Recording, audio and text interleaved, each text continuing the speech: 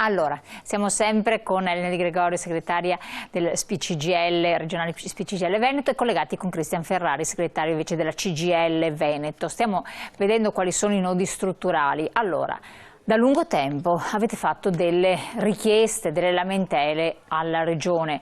Quali sono i punti fondamentali su cui intendete ribattere, perché devono essere i nodi che devono essere risolti? Per quel che riguarda i pensionati, Cristian Ferrari poi ci dirà quel che riguarda invece i lavoratori, se qualcosa è stato fatto, cosa può essere fatto se è di competenza della Regione, perché dopo naturalmente si va per competenze naturalmente.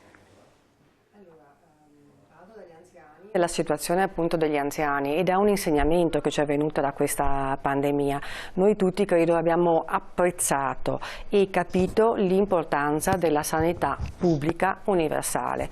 Questo dovrebbe essere ormai stato recepito e far parte insomma anche del pensiero con cui noi guardiamo anche agli investimenti e agli interventi necessari e indispensabili da fare. Il privato, che pure è cresciuto tantissimo nella nostra regione, è sparito di fronte all'emergenza Covid. Chi ci ha salvato la vita appunto è la sanità pubblica accessibile a tutti. Come diciamo sempre, noi abbiamo avuto la preoccupazione di fronte a questo nemico invisibile e ferocissimo di come curarci, ma non il se potevamo permetterci di curarci, perché viviamo in uno stato in cui il welfare pubblico c'è ed è una grandissima conquista del mondo del lavoro e della società, e dobbiamo difenderlo, quindi dobbiamo investire nel welfare pubblico sempre più.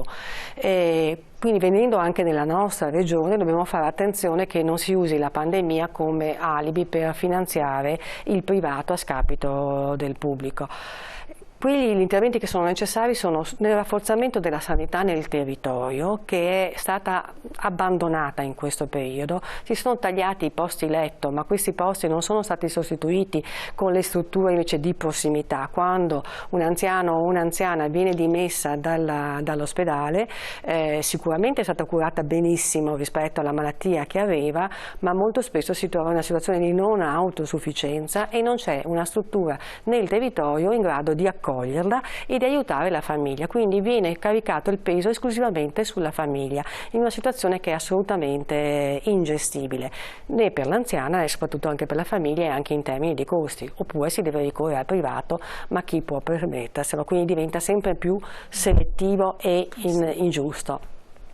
E poi ci sono le case di riposo che non devono diventare, come stanno diventando, la destinazione ineluttabile per gli anziani non autosufficienti, che sono in crescita nella nostra regione, legati alla vecchiaia, ai grandi vecchi. Noi dovremo spingere sempre più per avere un'assistenza domiciliare, un'assistenza a casa, perché ce lo dicono i nostri anziani, lo sappiamo per i nostri genitori, loro vogliono vivere e morire a casa, non essere parcheggiati in una casa di riposo, in una struttura.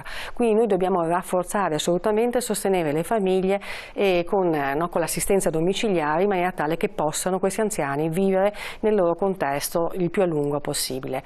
Quando poi si arriva, se è necessario, le case di riposo devono essere delle strutture in grado di dare delle risposte sanitarie, perché l'80% delle persone nelle case di riposo sono persone non autosufficienti. E invece noi ci troviamo in una situazione in cui questa parte è trascurata. Il numero di medici e infermieri ce ne sono pochissimi all'interno, il rapporto al numero degli ospiti. E molti se ne vanno. Gli hostel lo stesso, e poi appunto abbiamo la fuga del personale verso la sanità pubblica, inevitabile, giustificata e comprensibile, perché c'è un problema di disparità di trattamento, quindi è chiaro che ognuno cerca, se ha la possibilità, di avere un lavoro che a parità di condizioni lavorative sia più riconosciuto. Allora, un altro degli insegnamenti di questa pandemia è proprio quello del valore del lavoro di chi si occupa della cura. Noi credo tutti abbiamo chiaro adesso che tra una influencer e un'infermiera noi preferiamo l'infermiera, cioè che l'infermiera è quella che ci salva la vita. Sono stati chiamati eroi. Il personale che ha lavorato nella sanità con grande generosità in questi mesi e adesso vengono appunto invece abbandonati. Io credo che un grande investimento sulla sanità pubblica deve passare attraverso un piano straordinario di assunzioni di personale, di medici, di infermieri, di OSSE, un grande investimento formativo. Abbiamo bisogno di tutto questo per mettere in sicurezza i nostri anziani anche dentro le case di riposo. Noi non è che a cuore leggero si metta un anziano e si accompagni un anziano in una casa di riposo, c'è un dolore straziante per i figli in tutto questo.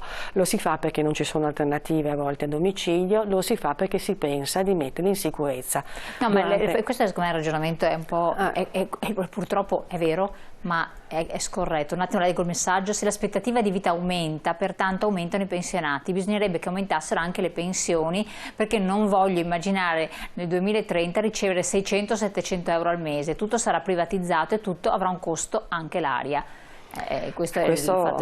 Tocca un tema, questo adesso ci dovremmo dedicare appunto una ulteriore puntata al tema della salvaguardia dei redditi da pensione per chi è già in pensione, che è un tema pesantissimo, perché sappiamo che da anni si è bloccata la rivalutazione e quindi questa è una richiesta che noi facciamo al governo. Ma questo è il governo centrale. Esatto, il governo centrale, ma c'è un problema, e mi riaggancio anche alle cose che diceva Christian prima, di qualità del lavoro, perché se il lavoro è povero, noi lo vediamo, noi abbiamo le pensionate che hanno delle pensioni bassissime, figlia di un lavoro povero delle donne negli anni passati. Stiamo riproducendo questa situazione, questa discriminazione tra donne e uomini nel lavoro, ma generalmente appunto generalizzando il lavoro dei giovani è oggi molto povero e questo non può che impattare in prospettiva su quelle che saranno le pensioni e i redditi.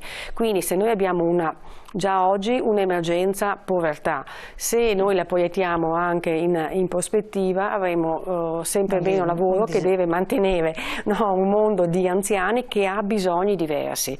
Dobbiamo completamente cambiare il paradigma. Investire sulla sanità non è un costo.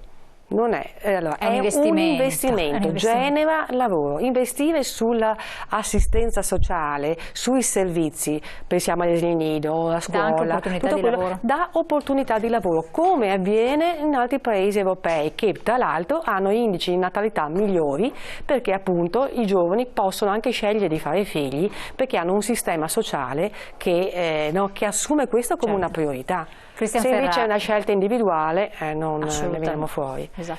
Christian Ferrari, chiamo in causa: se i giovani vanno all'estero non è per colpa dell'amministrazione del Veneto ma del sistema Italia, e allacciarsi anche a quanto diceva la segretaria, qualità del lavoro e lavoratori di questi ambiti, dell'ambito delle lavoratori e lavoratrici soprattutto che lavorano nelle strutture per anziani o nella sanità. Avete affrontato più volte la questione, anche voi come sindacato? Sì, abbiamo affrontato la questione innanzitutto cercando di difendere la condizione in termini di prevenzione di salute. Non dimentichiamoci che chi ha salvato l'Italia, ha salvato il Veneto, sono state le lavoratrici e i lavoratori dei servizi pubblici, dei servizi essenziali, che anche nel momento più buio, nel momento più drammatico del lockdown, hanno continuato a fare il loro dovere. Lo hanno fatto in condizioni di grande rischio. Mi permetta di sottolineare che la stragrande maggioranza di questi lavoratori erano donne. I 2/3 dei lavoratori che hanno continuato sempre ad operare nei mesi del lockdown erano lavoratrici, erano lavoratori considerati poco anche, lavoratori tra virgolette più umili, lavori di fatica, dall'infermiere all'operatore sociosanitario, al rider, all'addetto ai trasporti, alla logistica, alle commesse, eccetera, eccetera, eccetera. Ecco, non può essere che passata l'emergenza o comunque insomma passato quel momento ritornino nel dimenticatoio.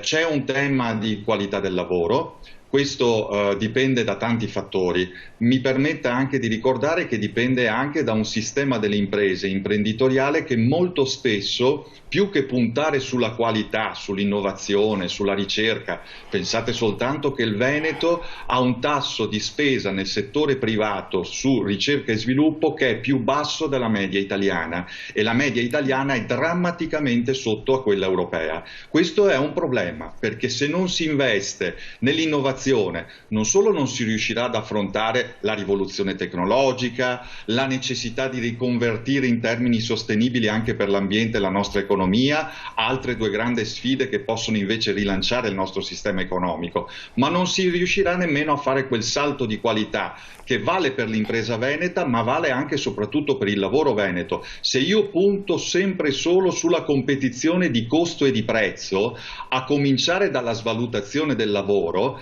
succede quello che abbiamo visto negli ultimi 10 anni, un declino del sistema imprenditoriale veneto, perché questi sono i dati, e soprattutto un peggioramento qualitativo della condizione di lavoro. Questo spiega in termini più complessivi quella emigrazione che dicevamo prima. Oggi, in più, oltre a tutto questo, si aggiunge il carico da 90 dello tsunami, dell'impatto della crisi Covid, che sta determinando anche per la nostra regione una contrazione dell'economia mai vista.